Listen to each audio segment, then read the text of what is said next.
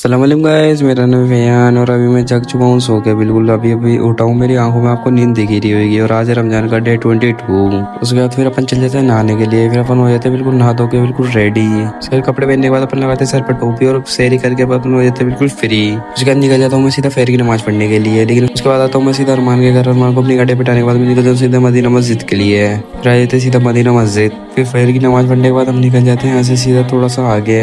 फिर उसके बाद हमारा दोनों का प्लान बनता है कि चल अपन चलते सीधा आमिर किला। हम निकल जाते सीधा आमिर किले के लिए। और ये देखो सुबह सुबह का मौसम फजर के बाद का कितना प्यारा हो रहा है। फिर रहते हैं हम सीधा चांद पोल। और यहाँ पर भी मौसम एक नंबर हो रहा है। देखो पीछे रेड रेड। और रहते हैं फिर सीधा हवा महल।